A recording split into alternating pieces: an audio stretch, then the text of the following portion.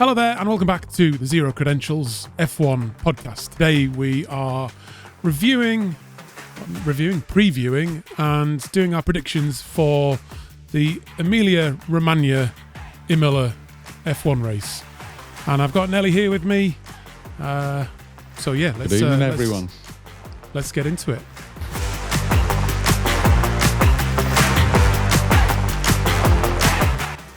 So Nelly, I did see that this race has possibly got the longest name of any F1 race I've ever seen, and it's that was good because I was really confused why you introduced it as the Emilia Romagna F1 Grand Prix, also known as Imola, because I don't know what you're talking about. The full name is that they've given it is the Formula One Amazon Web Services Gran Premio del Made in Italy e del Emilia Romagna 2025. Yeah. That's what it's always been known as. I mean, this is Formula One gone fucking bonkers, but yeah, sponsorship takes over everything. But it also has another name. Did you know that it's known as the Autodromo Internazionale Enzo e Dino Ferrari? And that's such a much nicer name, isn't it? The Enzo and Dino Ferrari track. Yeah, call it that. Let's do that. That's brilliant. It's Imola, isn't it? just Imola. And it will be and will always be Imola. Yeah, definitely. But what's your thoughts for this race? Have you seen did you look at last year's race or? I did. It was a little bit of a procession, if I'm honest, but there was some exciting moments because the top five all finished within 10 seconds.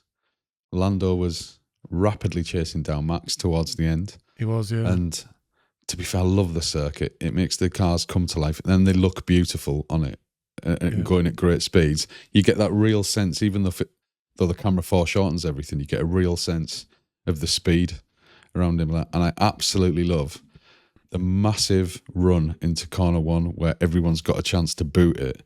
And there could be some carnage. So I love the circuit, and I'm genuinely excited about this weekend. I mean, didn't they? Are you talking about the corner where Senna passed away? Is that I don't know specifically. It may well be because they changed it, didn't they? I'm sure they changed the layout of it, and they put a chicane in, didn't they? I think that's why it's a bit safer now. They softened it because that chicane does at such high speed. Yeah, I think that chicane does add a little bit of excitement, though, doesn't it? And there's a couple. When I was quickly looking back at last year's race, there was a couple of good overtakes into that chicane. I think am I right in thinking is some of the rest of the circuit like a little bit of a procession? There isn't too many overtaking it's very narrow. spots, is there? It's very narrow as well. There's some good DRS action on the main straight. It's proper old school, isn't it? It is. And there's a romance around it. But there's some good racing there. There's some massively high speeds. Some really tasty gravel traps as well if somebody boots it and gets off on the wrong one. And you can go flying. You can go flying into some barriers as well. Not that we that is quite refreshing, but, isn't it? That there isn't any there isn't those concrete or tarmac runoffs. And if you go in the gravel, it's a proper track, isn't it? I think I saw in last year's race, I'm sure Perez went over the gravel at one point and lost like 5 seconds or something. So yeah, I mean, I think it's a driver's track, isn't it? Yeah. Did he? Right. Yeah, he came in eighth. He came in eighth last year. Yeah. Which was a decent result. One of Sergio's better results last year. Coming top 8. God, poor lad. Yeah, well, we did log on together in the week, didn't we? But we never ended up recording anything to discuss the fact that Jack Doohan has left Alpine and been replaced by Franco Colapinto. I think what the kind of conclusion we came to was that neither of us were really particularly bothered.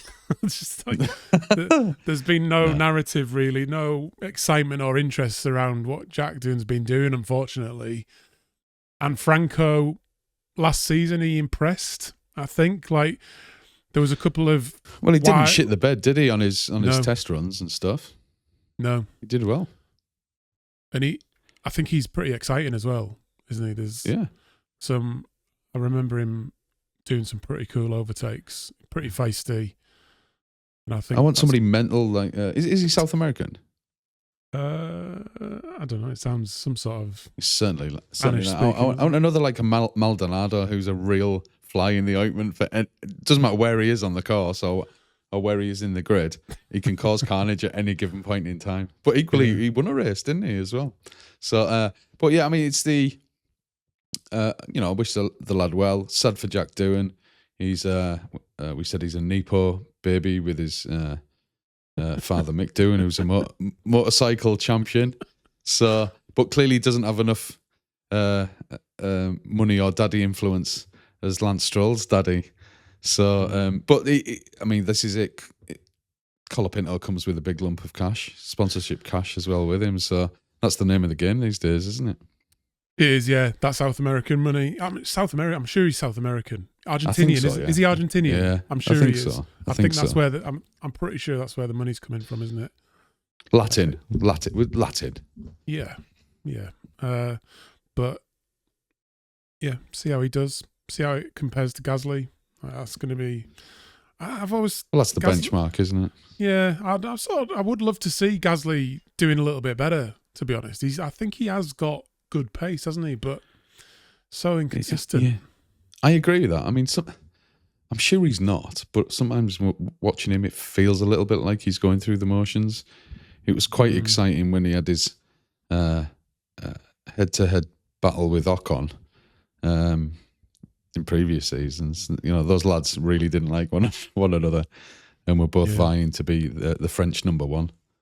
When you think about your reasons for switching on to watch Formula One, Gasly is unfortunately not right up there in terms of who you want to see, is he? What's Pierre doing this week? it doesn't happen, does it? Ooh. Oh, Pierre.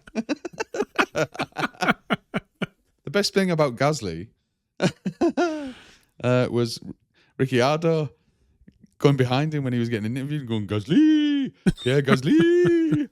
That was the best entertainment in Formula One. Yeah.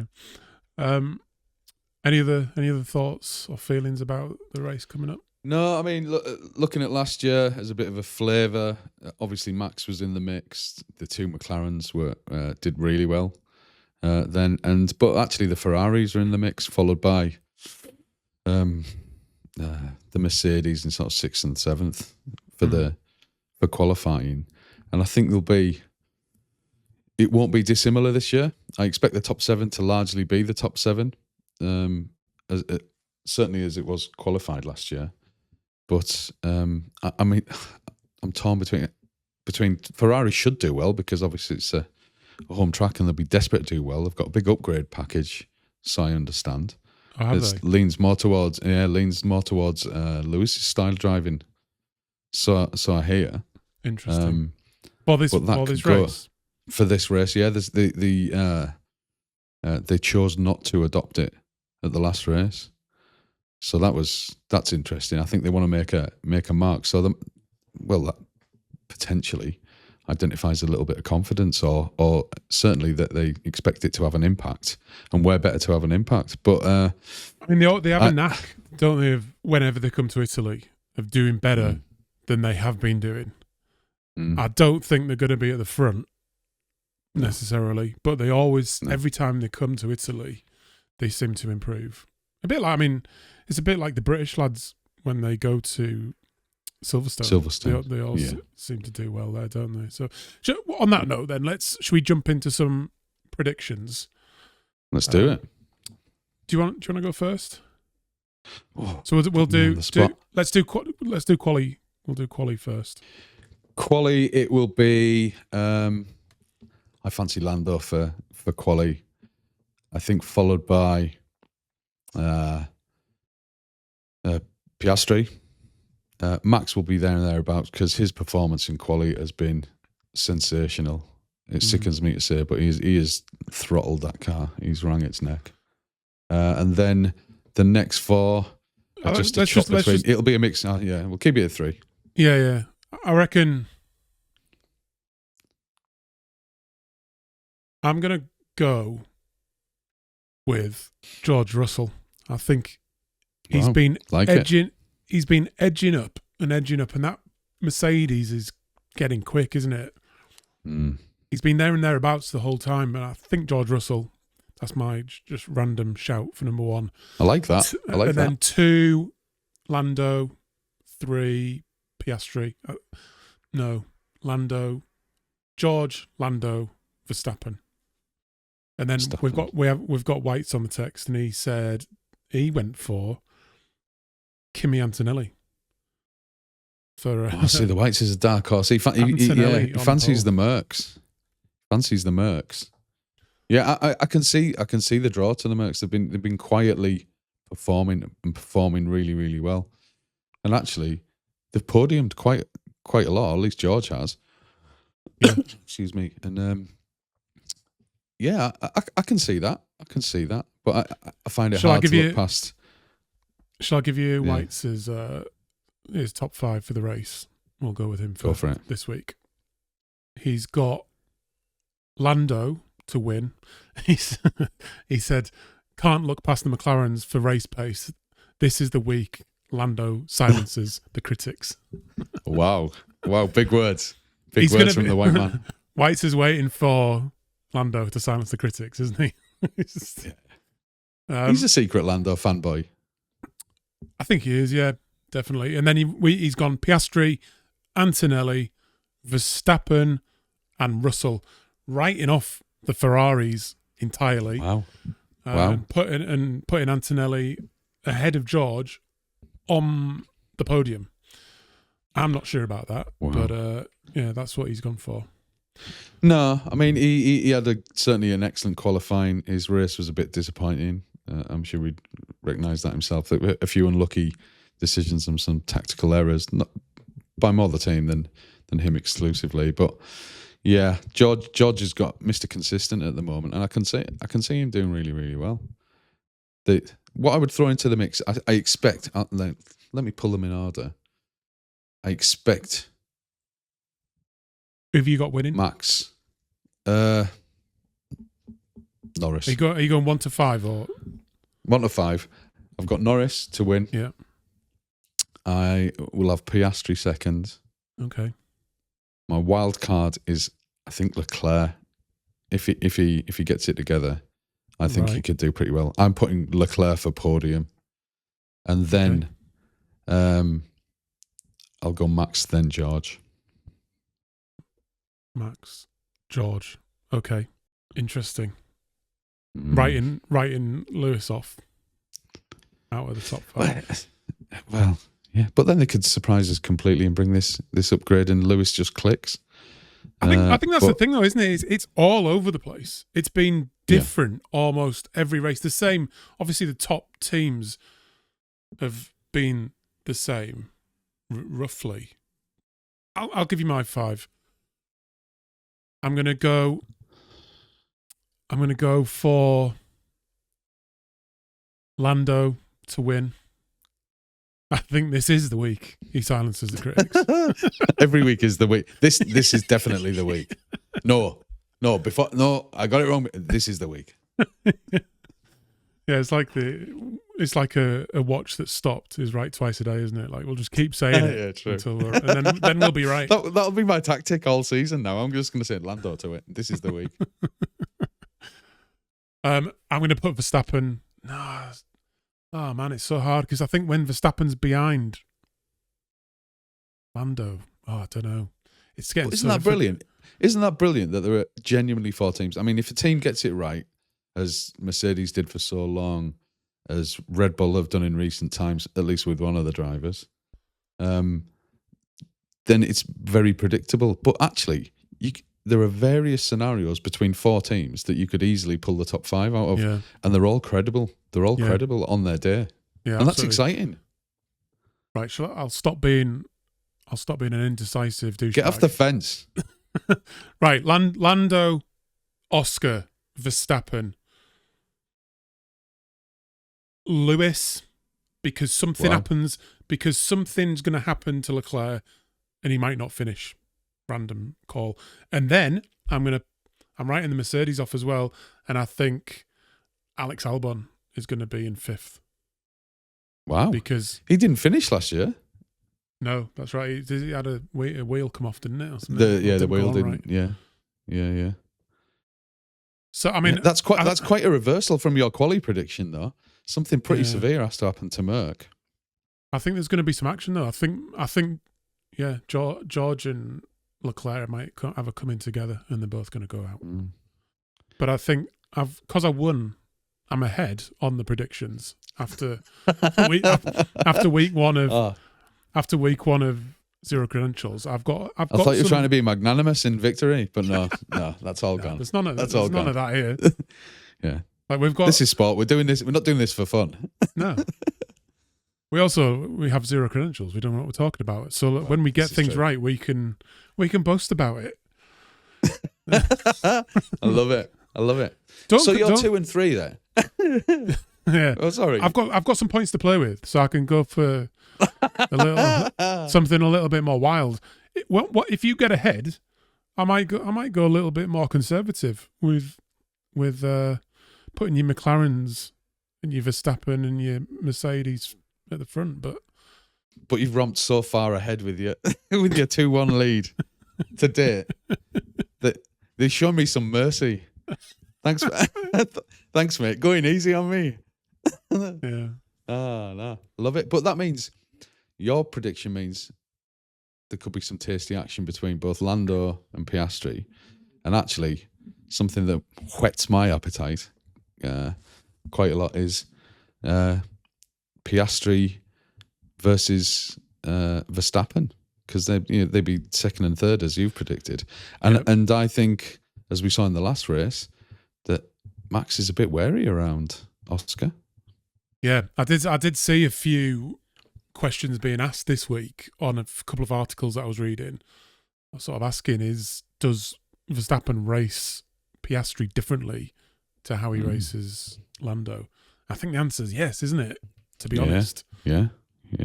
I think he's got a different level of respect for Piastri because, as we've seen so far, Piastri doesn't really tolerate much of his shit and do the same things 5 times over. He sort of measures his opposition, flashes them a few attempts to say, okay, this is where I might go, and then just very calmly executes what he needs to do.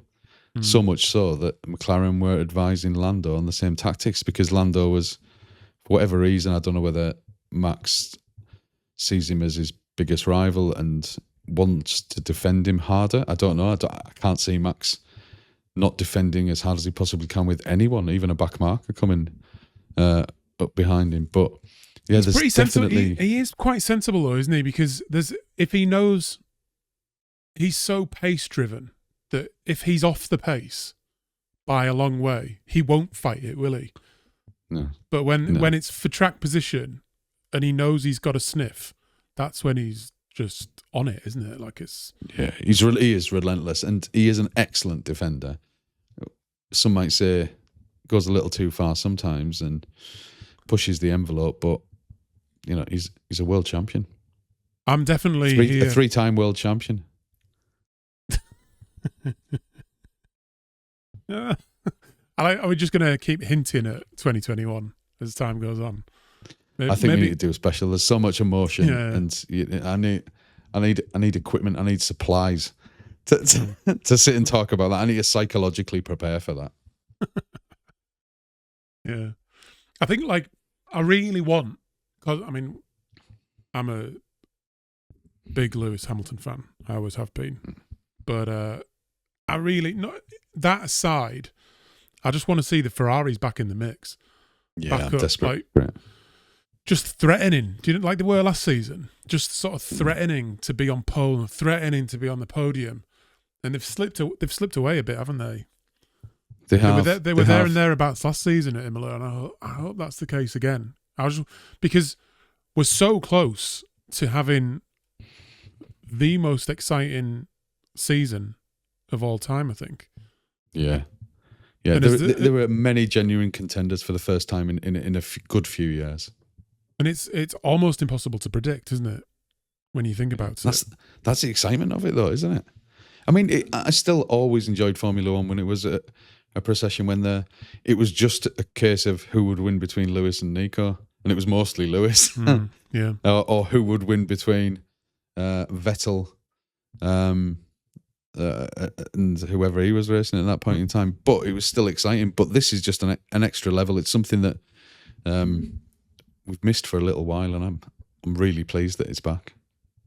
I just want it to then start playing into racing at the front. We had a little bit of that in the last race, didn't we? But I hope that's what we're sort of watching for. Well, that's what I'm watching for, to see that race. Well, let's hope for a package upgrade that lands, because when they land big, it can be really exciting. Yeah, and McLaren have shown that. I think Williams are on the up. Yeah. Yeah, it's going to be. Most definitely, because they were.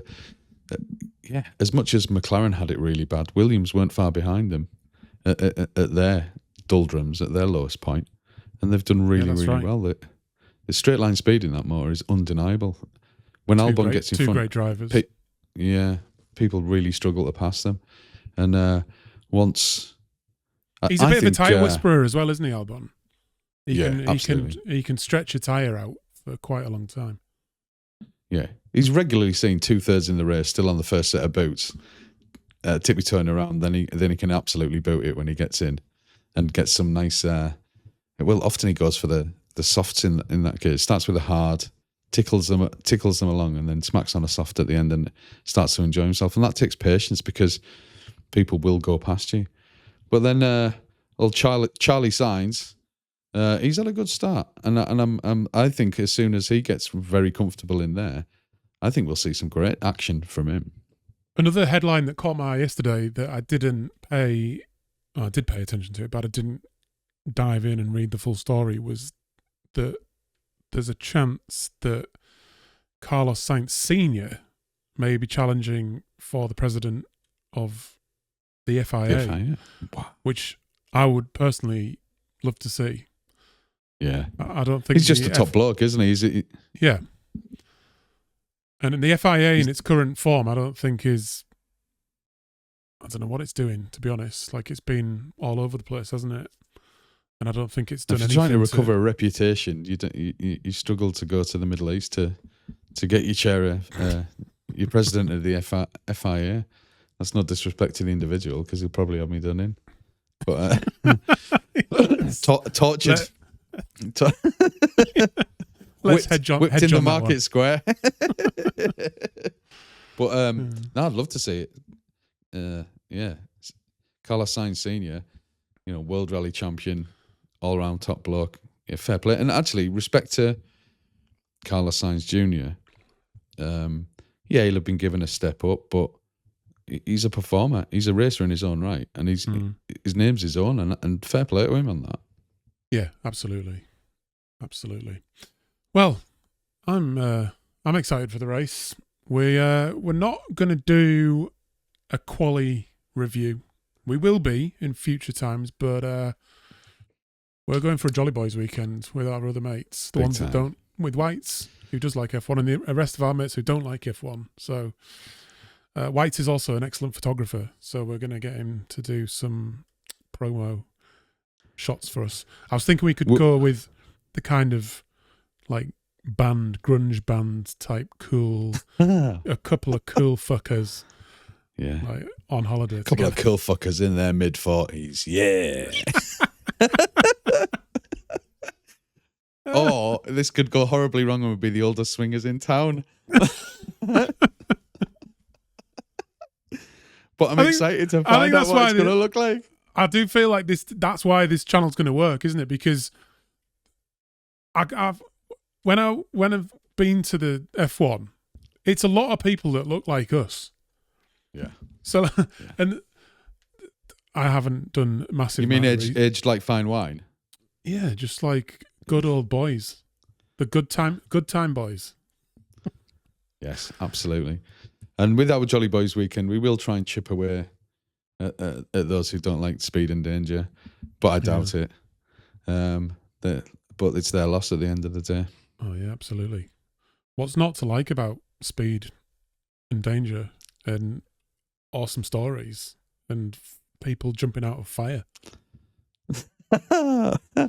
Well, their loss. I'm just going to keep consuming as long as I can. Yep, absolutely. Right, we'll leave it there then. Thank you so much for listening, watching, however you consume the channel. Please do subscribe, leave a comment, and we'll see you again on another one. Well, we'll be back when we'll be back. Probably straight after the race on Sunday. I think Sunday afternoon. We'll do a recording then, and we'll see you then Sunday afternoon. Cheers. Thanks everyone. Bye.